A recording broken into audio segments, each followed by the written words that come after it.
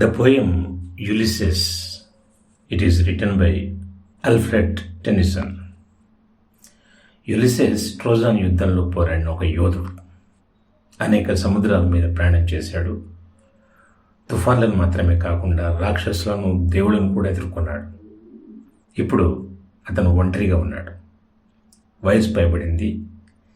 కానీ యులిసెస్ లాంటి మనిషికి పని లేకుండా ఉండడం ఇష్టం ఉండదు. ఈ పోయంని లార్డ్ టెన్నిసన్ యొక్క యులిసెస్ రాసినటువంటి పోయం ఇది. ఒక వయసు పైబడ్డ యోధుడి నుండి వచ్చినటువంటి శక్తివంతమైన వాక్యాలు. ఇతను ఫేడ్ అయిపోవడానికి ఇష్టపడడు. మరి అతని మనసులోకి వెళ్దామా?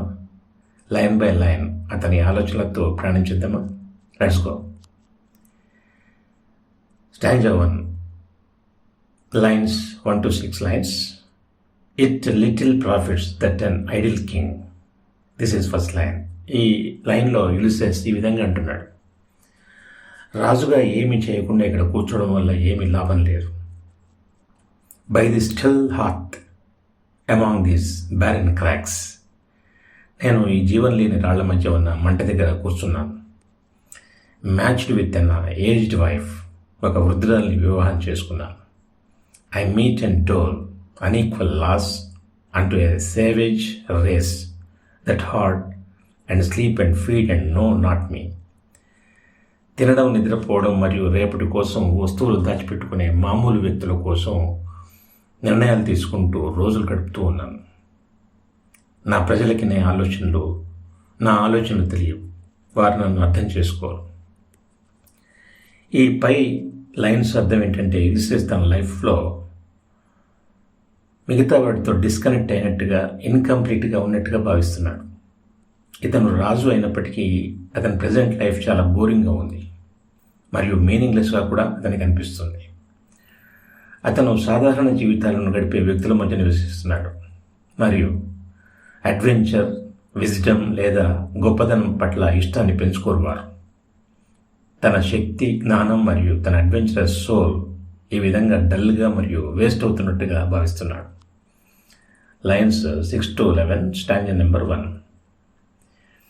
I cannot rest from travel. అంటే నేను ఈ ప్రయాణాన్ని ఆపలేను. I will drink life to the lees. ఇక్కడ వైన్ బాటిల్ లాస్ట్ డ్రాప్ని లీస్ అంటారు. I will drink life to the lees అంటే లైఫ్ చివరి క్షణాన్ని కూడా నేను అనుభవిస్తాను అని. All times I have enjoyed అంటే జీవితాన్ని పూర్తిగా జీవించాను, నేను ఎంజాయ్ చేశాను. గ్రేట్లీ హ్యావ్ సఫర్డ్ గ్రేట్లీ అంతే గొప్పగా బాధను అనుభవించాను. Both with those that loved me and alone on shore and when through scudding drifts the rainy heights vexed the dim sea. దీని ముగింపు ఎలా ఉన్నా సరే, ఒంటరిగా ఒక్కోసారి నా చేతులతో, నా స్నేహితులతో భూమిపైనే కాకుండా భీకరమైన సముద్ర తుఫానుల్లో, నక్షత్రాలు హైడెస్ వర్షాలు కురిపించినప్పుడు మరియు సముద్రాన్ని కలవరపెట్టినప్పుడు నేను చాలా ఆనందంగా మరియు లోతైన బాధను అనుభవించాను. ఈ లైన్స్ యొక్క ఉద్దేశం ఏంటంటే, యులిసెస్ యొక్క రెస్ట్లెస్ సోల్. అతను ప్రశాంతమైన జీవితంతో సంతృప్తి చెందడు. లైఫ్ ఛాలెంజింగ్గా ఉండాలనుకుంటాడు. కొత్త విషయాలను తెలుసుకోవాలని కోరుకుంటాడు. అతను ఫిజికల్గా కానీ కాకుండా ఎమోషనల్గా కూడా తీవ్రమైన అప్స్ అండ్ డౌన్స్తో నిండిన జీవితాన్ని గడిపాడు. తుఫాన్లు మరియు బాధలు అతన్ని బయటపెట్టవు. అవి అతనికి జీవితాన్ని మీనింగ్ఫుల్గా చేస్తాయని, అలా మీనింగ్ఫుల్గా చేసే వాటిలో భాగం అని అర్థం. స్టాంజా 1లోనే లైన్స్ 12 నుంచి 18 వరకు. I am become a name for always roaming with a hungry heart. నా హృదయం ఎప్పుడు ఏదో ఒకటి సాధించాలనే తపనతో నిండి ఉంటుంది. అలాగే నేను ఫేమ్ అయ్యాను. Much have I seen and known cities of men and manners, climates, councils, governments. అంటే నేను అనేక విషయాల్ని చూశాను, అనుభవించాను. విభిన్న సంస్కృతులు చూశాను, నగరాలని విజిట్ చేశాను. అనేక వాతావరణాలు నాకు పరిచయం మరియు పాలకులు కూడా నాకు తెలుసు. myself not least, but honored of them all, and drunk delight of battle with my peers, far on the ringing plains of windy Troy. నేను వెళ్ళిన ప్రతి చోట నన్ను గౌరవించారు, గౌరవింపబడ్డాను. మరియు నా తోటి వీరులతో పాటు ముఖ్యంగా ట్రాయ్ లెజెండరీ యుద్ధం యొక్క థ్రిల్ని నేను రుచి చూశానంటున్నాడు. ఈ పై లైన్స్ అర్థం స్థూలంగా చెప్పాలంటే, యులిసెస్ జీవితాన్ని మీనింగ్ఫుల్గా, ఆనరబుల్గా మరియు రెస్పెక్టబుల్గా జీవించాడు. అతను తన జీవితంలో ఎదురైన ప్రతి అనుభవాన్ని ఆస్వాదించాడు. దానికి అతను గర్విస్తున్నాడు. అంటే మనం ఏదో ఒక ఈ ప్రపంచంలోకి వచ్చామా, బతికామా, తిన్నామా, వెళ్ళిపోయామా అనేది కాకుండా జీవితాన్ని నిజంగా జీవించాడు. అతని హృదయం ఇప్పటికీ అదే అడ్వెంచరస్ జర్నీని కోరుకుంటుంది. ఆ తర్వాత 19 నుంచి 26 lines. I'm a part of all that I have met.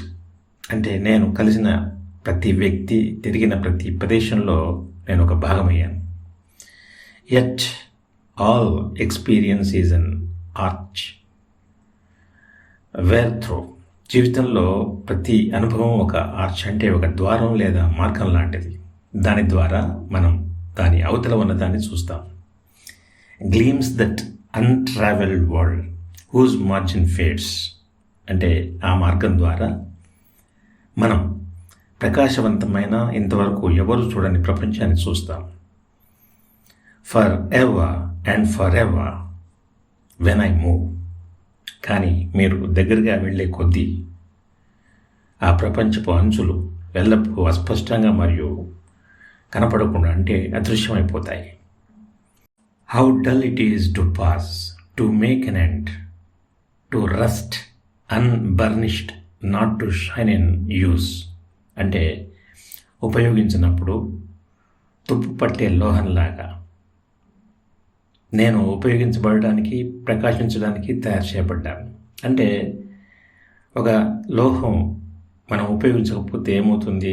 Rust పడుతుంది, అంటే ఉపయోగం ఉండదు దానికి. దీని అర్థం ఏంటంటే, స్థూలంగా ఈ పై లైన్స్ యొక్క అర్థం ఏంటంటే, జీవితం నిరంతర అన్వేషణకు సంబంధించిందని యులిసెస్ నమ్ముతున్నాడు.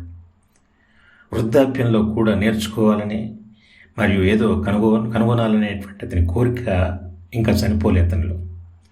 అతను తనను తాను ఒక సాధనం లేదా కత్తితో పోల్చుకుంటాడు. తన జీవితం నశించిపోవడానికి కాదు, ఉపయోగించుకోవడానికి ఉద్దేశించబడింది అని అతని నమ్మకం. విశ్రాంతి మరణంతో అతనికి సమానం.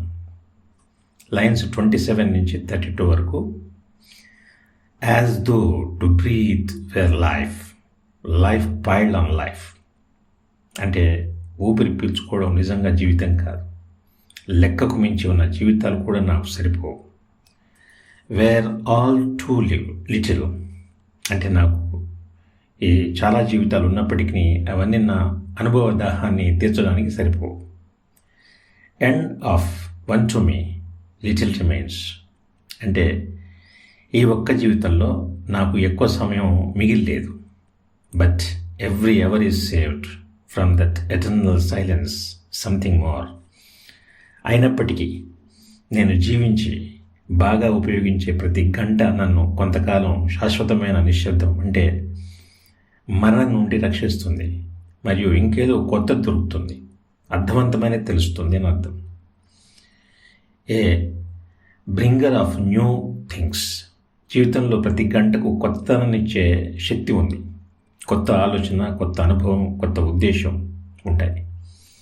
And while it where for some 3 suns to store hard my self. నా శక్తిని ఉపయోగించకుండా లేదా ఏ పని చేయకుండా రోజులు వృధా చేయడం నాకు సిగ్గుచేటుగా అనిపిస్తుంది. కొన్ని రోజులు, ఇక్కడ 3 suns అంటే 3 రోజులు. కొన్ని రోజులు వృధా చేయకుండా లేక చేసుకోవడం, ఇది సిగ్గు చేయడం, అంటే నీచమైంది.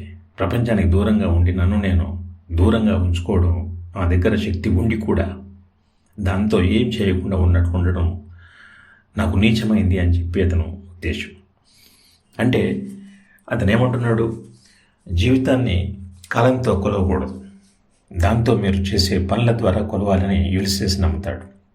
కేవలం జీవించి ఉండడం సరిపోదు, ఏదైనా ఒక అర్థం ఉండాలి దానికి, లేదా ఉద్దేశం, లేదా ఒక లక్ష్యంతో జీవించడమే ముఖ్యం.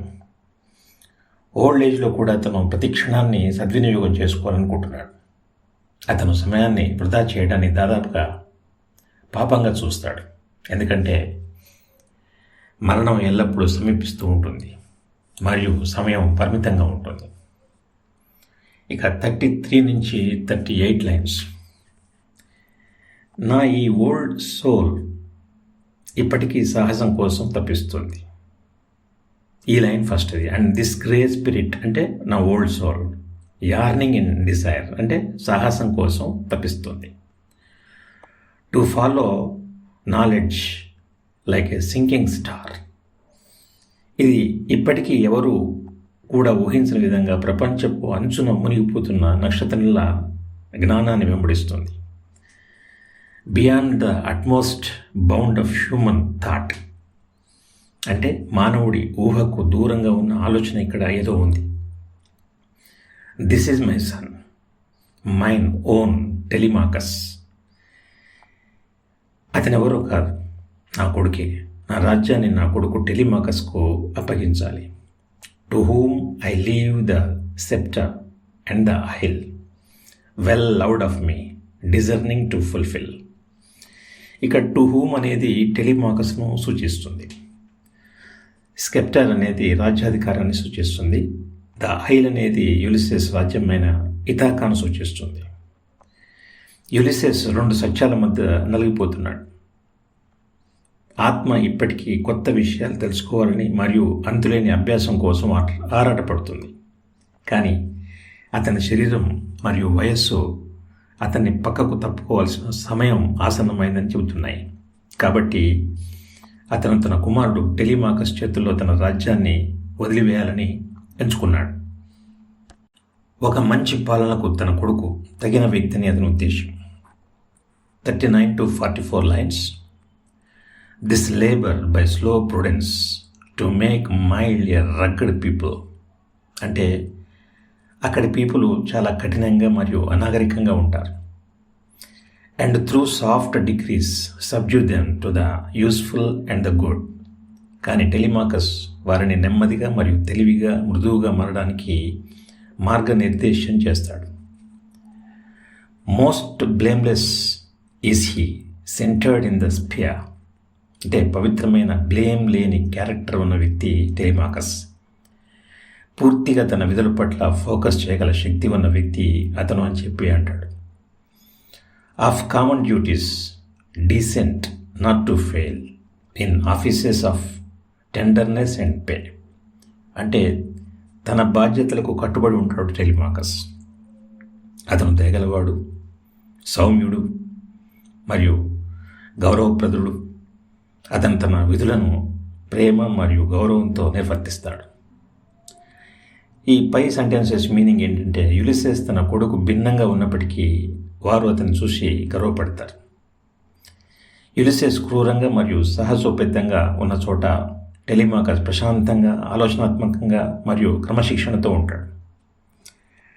టెలిమాకస్కి అతనికి కొన్ని విషయాల్లో డిఫరెన్సెస్ ఉన్నాయి. టెలిమాకస్ తెలివిగా పాలించగలడని అతను నమ్ముతాడు. ఉత్సాహంతో లేదా వీరత్వంతో కాదు, దానికి బదులుగా కరుణ, తర్కం మరియు స్థిరమైన నాయకత్వంతో ఒక రాజ్యానికి నిజంగా అవసరమైన వాడని అతని అర్థం. లైన్స్ 45 నుంచి 49 వరకు. Meet adoration to my household gods when I'm gone.